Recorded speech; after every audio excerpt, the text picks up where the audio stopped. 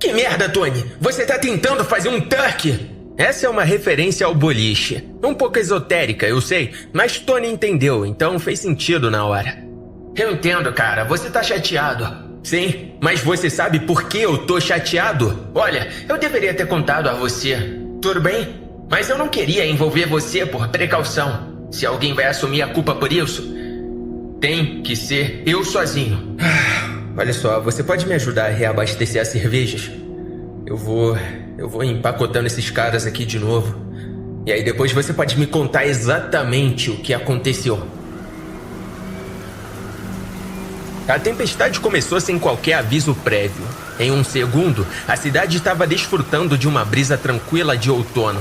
O sol havia se posto apenas alguns momentos antes, e as crianças da cidade estavam animadas com açúcar e hormônios, tentando decidir exatamente em que tipo de encrenca se meter esse ano. Afinal, era a noite de Halloween. No segundo seguinte, as nuvens se abriram e descarregaram uma torrente de chuva e decepção sobre nossa pequena e pitoresca comunidade. Tony estava a caminho do posto de gasolina quando as sirenes de tempestade começaram a soar. Naquele momento, havia uma camada de neblina na estrada e uma chuva tão forte que ele precisava usar os limpadores na velocidade máxima apenas para acompanhar. Mas ele era um funcionário confiável. E seria preciso mais do que uma tempestade infernal para impedi-lo de ir trabalhar. Mas, quando ele se aproximou da periferia da cidade, perto dos trilhos abandonados que não levavam a lugar nenhum, depois do último poste de luz e além do ponto onde o som das sirenes de tempestade podia ser ouvido, ele percebeu um homem parado em uma vala ao lado da estrada. E, de alguma forma, apesar de tudo o que havia acontecido até aquele momento, ele ainda não havia aprendido a lição. Ele encostou o carro no acostamento e abriu a janela para poder gritar para o homem que estava parado na chuva forte, olhando para a floresta. Ei, cara! Você tá bem? Precisa de ajuda ou algo assim? Os relâmpagos estavam ficando mais frequentes, a cada 10 segundos mais ou menos, e ficando mais próximos a cada vez. Aquele homem não estava seguro parado ali naquela vala. Tony presumiu, pela falta de resposta, que o homem não conseguia ouvi-lo. Então, ele estacionou o carro e saiu para ver o que estava acontecendo. Vou direto ao ponto. Você já sabe onde isso vai dar. Eu também sabia. Enquanto ouvi ele recontar os acontecimentos, tudo o que eu conseguia pensar era: vamos logo com isso, cara. Como ele morreu dessa vez? Bem, acontece que há um parque de trailers não muito longe da periferia da cidade. E nesse parque de trailers, há uma mulher louca chamada Lydia Daniels. Sei que ela é louca porque ela comprou um dos meus gnomos de jardim há algum tempo. Lydia só tem prazer em duas coisas nesse mundo: metanfetamina de caminhoneiro e decorar seu terreno. Ela é o tipo de mulher que mantém as luzes de Natal acesas o ano todo e dá a elas um nome diferente a cada estação. Luzes de ação de graças, luzes de Páscoa, luzes de carnaval. Você entendeu. Ela também tem uma coleção de flamingos de jardim. Ou, na verdade, ela tinha uma coleção de flamingos de jardim. Mas os ventos fortes da tempestade de Halloween os levaram embora, junto com vários de seus gatos. Por que isso é importante? Por causa do que aconteceu a seguir. Tony estava discutindo com Kiefer, tentando convencer o velho a entrar em seu carro para que ele pudesse levá-lo para um lugar seguro. Kiefer estava bêbado e agressivo, insistindo que precisava esperar exatamente onde estava para um encontro importante com Spencer Middleton. Tony insistiu que Kiefer seria atingido por um raio se ficasse lá por muito tempo, e Kiefer respondeu, sendo empalado no torso por um flamingo voador. Nesse ponto da história, perguntei por que Tony simplesmente não chamou a polícia e foi embora. Mas, aparentemente, o flamingo não era tão fatal quanto eu imaginava. Kiefer ficou mais surpreso do que qualquer outra coisa com a lança em seu estômago e decidiu, sem nenhum treinamento médico, remover o flamingo com as mãos. Tony era um ex-escoteiro e sabia que, em casos de empalamentos por flamingos de jardim, não se deve tentar removê-los ao ar livre durante uma tempestade com raios. Então, ele considerou seu dever moral tentar impedi-lo. Isso, de alguma forma, se transformou em uma briga estranha, que, então, se transformou em Kiefer correndo em círculos ao redor de Tony roubando seu carro. De alguma forma, ele conseguiu se encaixar, ainda totalmente empalado, atrás do banco do motorista e acelerar para longe do local. Ele acelerou por cerca de 10 metros, que foi onde ele bateu o carro em outra vala. Quando Tony o alcançou a pé, Kiefer já havia sangrado até a morte. Foi quando ele ligou aqui no posto de gasolina, para dizer que não iria trabalhar naquela noite. Só para eu entender aqui, você parou na beira da estrada, à noite, perto da floresta, nos limites da cidade, para dar carona para um estranho, na chuva. As palavras do Dr. V ecoavam na minha mente. Artificial, difícil de acreditar. Cara, o cara parecia precisar de ajuda. Você sabe que você é o clichê de todas as vítimas de filme de terror, certo? Se a gente estivesse num filme de terror, você já estaria morto há muito tempo. Nós meio que estamos, cara. Touché. A questão é a seguinte... Ele explicou. Eu tava me sentindo péssimo, achei que tava enlouquecendo. Você me viu. Depois que matei Kiefer pela primeira vez, achei que meu mundo tava desmoronando. Achei que iria pro inferno. E então, depois do que aconteceu de novo, achei que tava louco. Achei que Deus tava brigando comigo, como se eu merecesse ser atormentado pelo que fiz. Mas então, no Halloween, tudo mudou. Ver esse cara morrer pela terceira vez realmente quebrou o feitiço. Como assim? Bem, se eu acidentalmente te matar, provavelmente é minha culpa. Se eu acidentalmente te matar 2 vezes, é uma coincidência e tanto. Mas se eu acidentalmente te matar 3 vezes... 3 vezes? Bem, a culpa é sua. Você tem que assumir alguma responsabilidade pessoal. Quer saber? Eu tô feliz que ele esteja morto, andando por aí sendo assassinado em todos os lugares. Você quer dizer... morto? O quê? Você disse... assassinado em todos os lugares. Mas você quis dizer morto, certo? Ele colocou as últimas cervejas na caixa e disse: sim, obviamente. Com as cervejas guardadas, virei-me e comecei a voltar para o meu lugar atrás do balcão. Até que um pensamento me ocorreu e me fez parar e perguntar: espera, como é que ele foi parar na geladeira? Bem, veja, é uma história engraçada. Mas não engraçada no sentido tradicional, ok? Tem certeza que quer saber, cara? Eu posso poupar você dos detalhes mais cruéis. Pensei seriamente na pergunta dele. Eu queria saber? Vai me dar a versão resumida. Então lá tava eu, dirigindo na tempestade com Kiefer no porta-malas do meu carro. E o tempo tava ficando ruim, muito ruim mesmo. E eu não sabia para onde levar aquele corpo. Então, de repente, ouvi um barulho forte. E percebi que vinha do porta-malas. Ok, eu vou te interromper aqui. Pula essa parte. Bem, algumas coisas aconteceram e então percebi que só havia um lugar onde eu poderia levá-lo que fizesse sentido. Eu precisava trazê-lo de volta pra cá. Mas quando cheguei ao posto de gasolina, você estava sentado em uma piscina infantil com uma venda nos olhos, parecendo um esquisito. Você não viu 2 pessoas nuas na piscina infantil comigo, viu? A pergunta pareceu pegá-lo de surpresa. Eu não lembro. Droga. De qualquer forma, eu não queria interromper o que quer que fosse aquilo. Então, eu deixei vocês lá enquanto levava o velho Kiefer para outro lugar. Depois, peguei a fita de segurança e saí de lá. Então, foi isso que aconteceu com a fita de segurança. Calma aí, você ainda tem essa fita? Eu adoraria mostrá-la para um cara para provar que eu não sou louco. A fita que tem uma filmagem de mim arrastando um cadáver pro refrigerador? Não, eu me livrei dela. De forma permanente. Com fogo. Merda. Provavelmente era o melhor momento para encerrar a conversa. Então, quando o próximo cliente entrou na loja, Tony aproveitou a oportunidade para ir pro depósito. Não voltamos a falar sobre isso naquela noite. Não falamos sobre mais nada naquela noite. Acho que Tony estava preocupado que eu pudesse estar zangado com ele. Eu ainda não tinha decidido se estava. Antes do meu turno terminar na manhã seguinte, eu levei o lixo para fora uma última vez. No caminho de volta ao lixo, notei que o Rocco ainda estava vivo. Ele estava sentado no telhado do posto de gasolina, jogando restos de comida para as plantas famintas. Isso explica por que estão crescendo tão rápido, pensei. Estão comendo muito, demais. Decidi mentalmente reservar um tempo naquela semana para queimá-las antes que crescessem descontroladamente. Tinha que ser feito. Mas eu não estava ansioso por isso. Na verdade, eu odiava tudo relacionado a isso. Especialmente o jeito como elas gritam.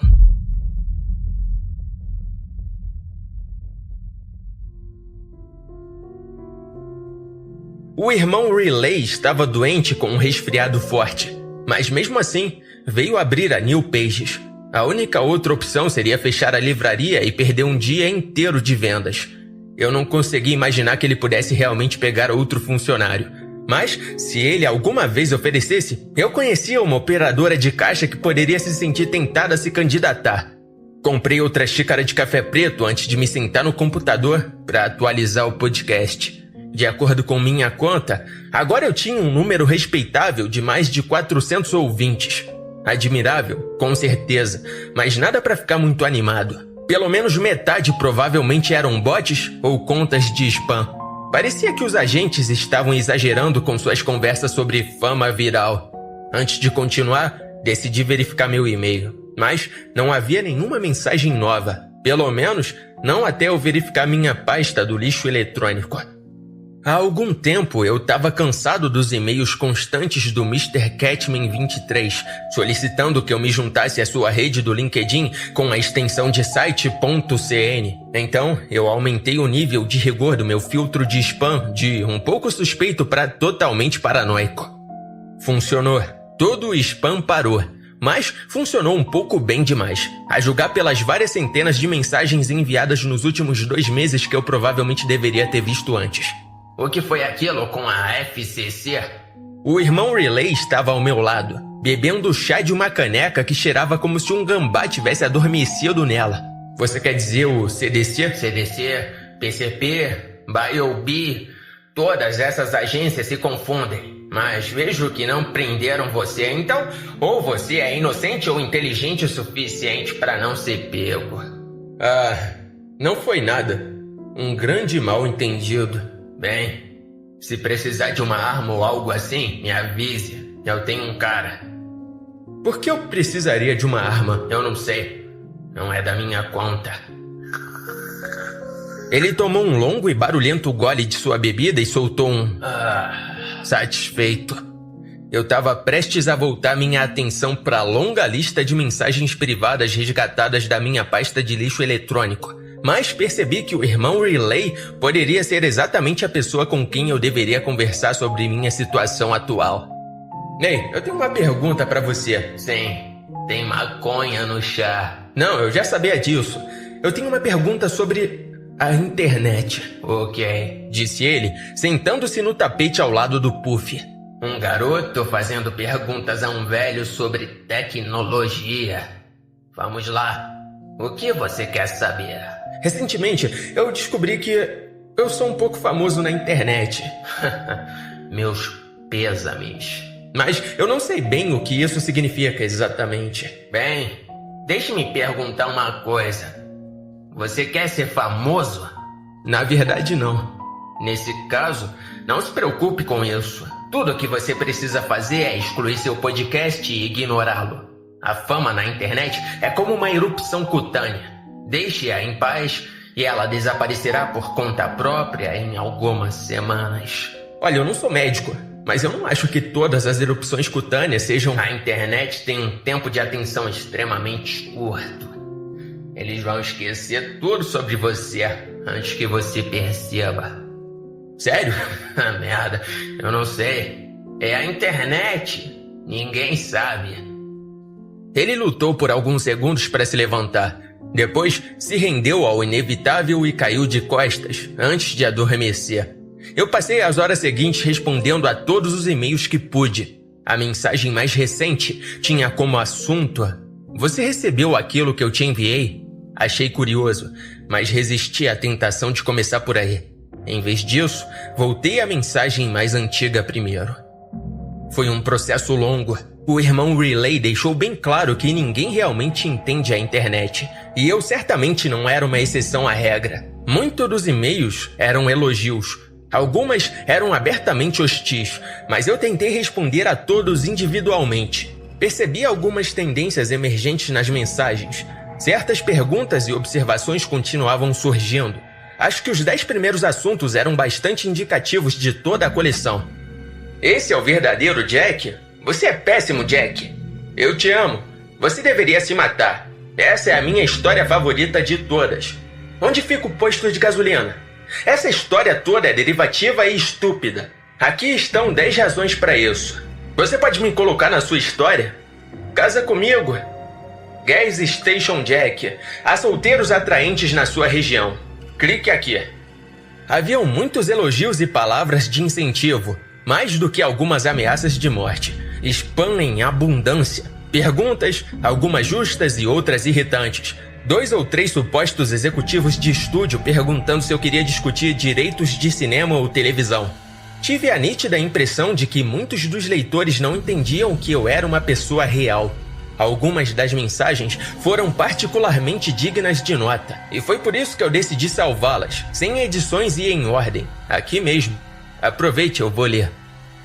Novo site, por Apollo. Olá, Jack. Eu sou um grande fã.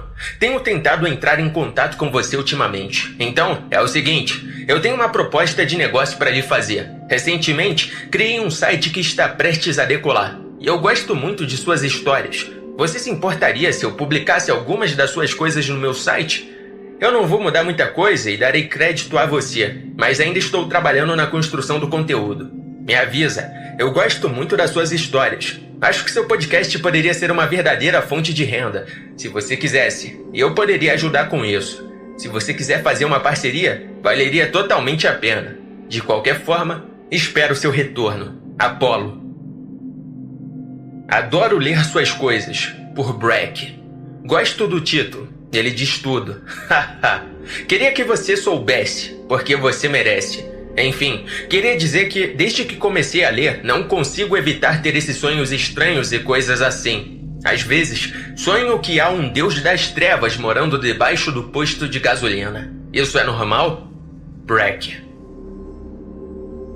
Boa distração, por Lina. Eu deveria estar trabalhando, mas passei 4 horas ouvindo sobre todas as suas aventuras malucas. Acho que há algo muito errado com esse tal de Kiefer. Espero que você fique bem por aí. A propósito, você já teve algum sonho com um deus das trevas? Lina. Ei, sou eu de novo, por Apollo. Ei, cara, eu fui em frente e comecei a postar algumas das suas histórias no meu site. Eu espero que você não fique bravo. Além disso, eu criei algumas contas nas redes sociais com o seu nome. Mais uma vez, espero que você não fique bravo. As pessoas realmente amam você, cara. Você deveria me responder e garantir que está tudo bem. Ok? Obrigado, tchau. Apollo. Por que eu tô tendo esses sonhos? Por Lexi. Ei, eu não sei se você verifica essas mensagens ou algo assim, mas queria dizer que não consigo tirar suas histórias da cabeça. É a coisa mais estranha.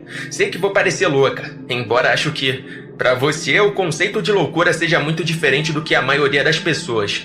Talvez acredite em mim quando digo que sempre me senti em sintonia com elementos sobrenaturais. Minha mãe me disse uma vez que ela tinha um gene psíquico, e acho que ela o passou pra mim.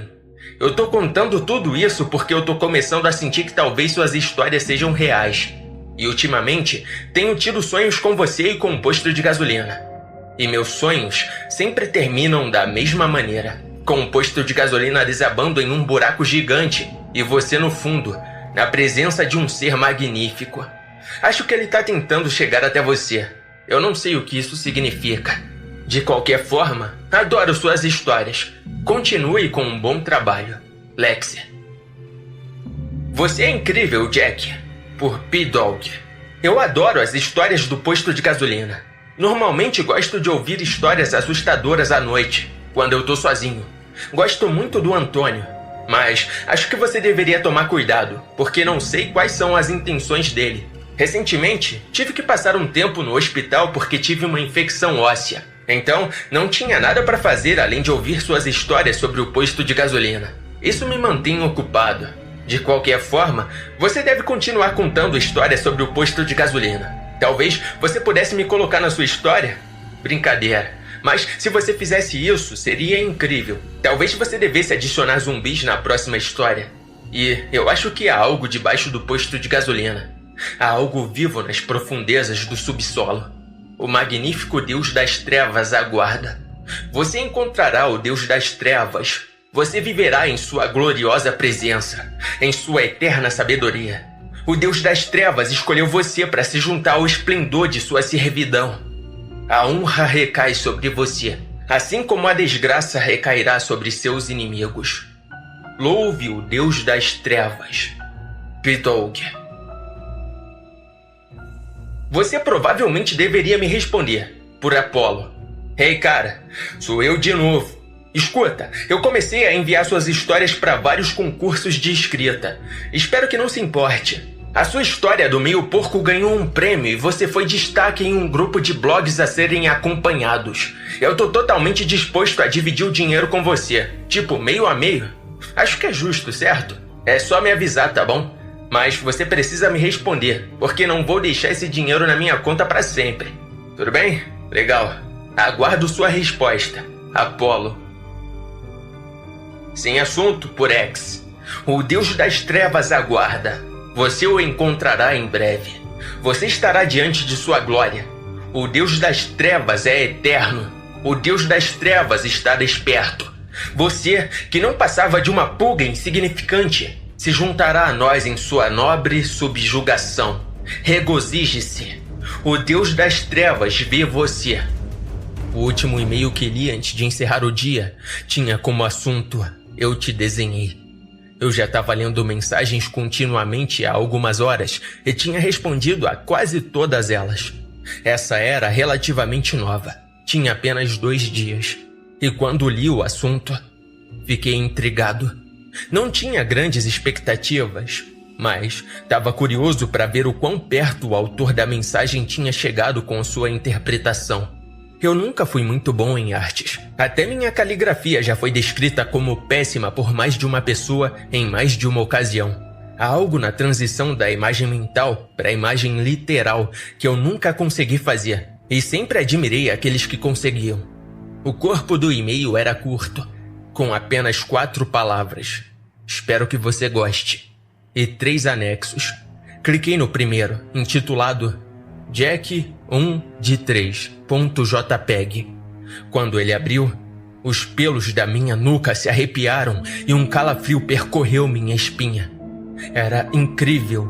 Com o nível de detalhes colocados no desenho a lápis e papel, poderia muito bem ser uma fotografia. Era eu, sentado atrás do balcão, lendo um livro. Não havia como a pessoa que desenhou isso ter feito isso sem algum tipo de referência visual. E quanto mais eu olhava, mais detalhes apareciam. O fio pendurado na costura da minha camisa, a mancha no canto de Senhorita Kitsune, onde eu derramei café na semana passada, aquela forma estranha e vaga na parede atrás de mim, que quase parecia um rosto. Eu fechei a imagem e olhei para o próximo anexo. Hesitei por apenas um breve momento antes de abrir. Jack 2 de 3.jpg. E foi então que outro arrepio percorreu minha espinha. Um arrepio que fez o primeiro parecer insignificante. Não esse arrepio. Não, esse arrepio era um arrepio avançado. Como se eu tivesse acabado de receber o Espírito Santo. Essa imagem era tão perfeitamente detalhada quanto a primeira. Era um desenho meu, sentado em uma poltrona, na frente de um computador. No chão ao meu lado, o irmão Riley estava deitado de costas com os olhos fechados. Ampliei a foto para ver que o suéter de veludo cotelê do irmão Riley tinha um buraco de traça na altura do peito. Virei-me e olhei para o homem dormindo no chão. Como era de se esperar, o artista havia capturado todos os detalhes. Minha curiosidade lutou contra o meu desejo de deixar isso se tornar mais uma história do tipo tente e esqueça. E minha curiosidade venceu. Respirei fundo e abri o último arquivo.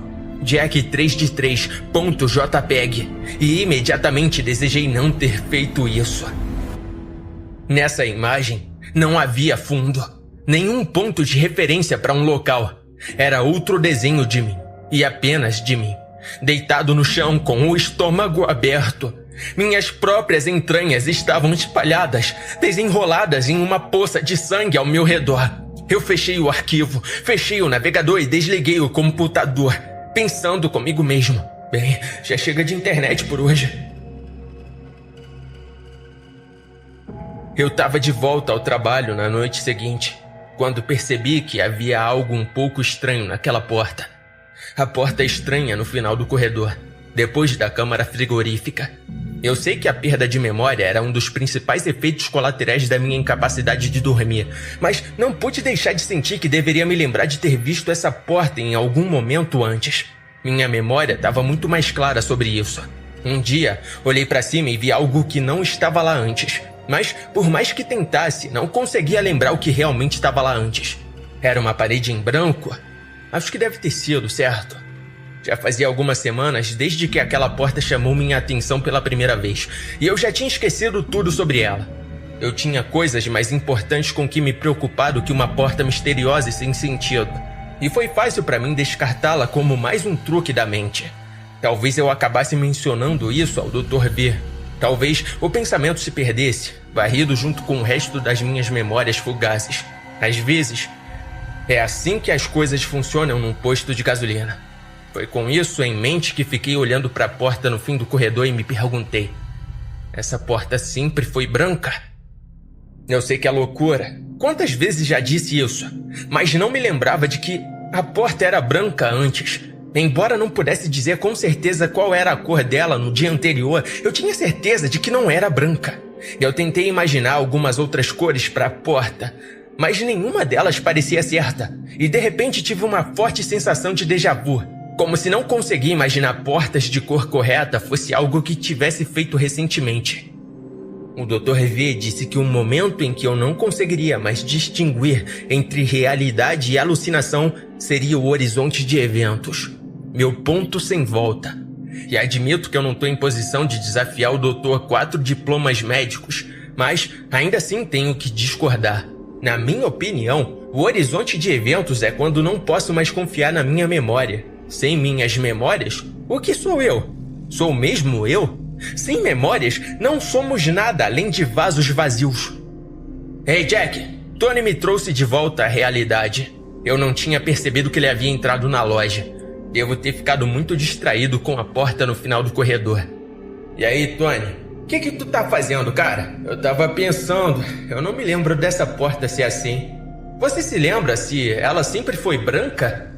Ou alguém mudou a porta recentemente? Não, eu quis dizer o que você tá fazendo com essa pá. Olhei para baixo e percebi que eu tava segurando a ferramenta na mão esquerda. Eu devo tê-la pegado inconscientemente antes de Tony me interromper. Eu disse, tentando pensar no que dizer. Você sabe, uma daquelas coisas. Tony me lançou um olhar como se quisesse fazer mais perguntas e, ao mesmo tempo, não quisesse fazer mais perguntas. Então, ele acenou levemente com a cabeça e disse: tudo bem, eu vou trabalhar um pouco. Tudo bem. Ele passou por mim e foi para a sala dos fundos. E eu fui para o meu lugar habitual, colocando a pá debaixo da caixa registradora, ao lado do pacote embrulhado para presente do outro dia. Eu estava prestes a voltar ao meu livro mais recente, uma ópera espacial vagamente baseada em Animal Farm, quando fui interrompido por aquele som antes desconhecido que agora reconhecia instantaneamente como o toque do celular de um certo homem morto. Olhei ao redor da loja primeiro, só para ter certeza de que não havia nenhum cliente. Então, abri a gaveta onde o celular de Kiev estava guardado ao lado do meu pacote de tampões de ouvido. As palavras "atenda agora" eram exibidas na tela enquanto o telefone tocava. Ei, Tony! Sim, cara! Ele gritou da sala dos fundos. O telefone tá tocando! Eu gritei de volta. Então, atenda! Não é o telefone da loja! Isso estava ficando irritante. Porque ele não podia sair e ter essa conversa ao meu lado. O que diabos ele estava fazendo lá atrás que era tão importante? Realmente qual era o trabalho dele? O quê? Ele gritou de volta. É aquele que tiramos do Kiev da última vez que você o matou! Ele empurrou a porta da sala dos fundos e disse em voz alta: eu achei que a gente tinha se livrado desse telefone. Não, esse foi o que tiramos do corpo que entregamos ao Spencer. Por que ainda o temos? É uma prova. Precisamos nos livrar desse telefone também. Primeiro, a gente precisa se livrar desses corpos. Naquele momento, a porta do armário de suprimentos se abriu e Marlboro saiu vestindo nada além de um roupão de banho. Vocês dois poderiam falar mais baixo? Nossa! Vocês parecem um casal de velhos brigando. Como é que um cara consegue dormir aqui? Ele saiu da sala, atravessou a loja até a máquina de cachorro-quente e pegou uma salsicha com as mãos, jogando-a uma para outra até esfriar o suficiente para enfiar na boca e devorá-la em 3 mordidas. Em seguida, pegou uma garrafa de refrigerante da prateleira e voltou para o armário, fechando-o atrás de si. Olhei para Tony. Ele olhou para mim. Após um longo e pesado silêncio, ele se aproximou do meu balcão e perguntou em voz baixa: aquele cara estranho tá morando aqui há alguns dias? Não tinha me ocorrido antes daquele exato momento que o ex-cotista nunca tinha realmente ido embora. Bem, agora tá explicado as embalagens de chocolate pelo chão.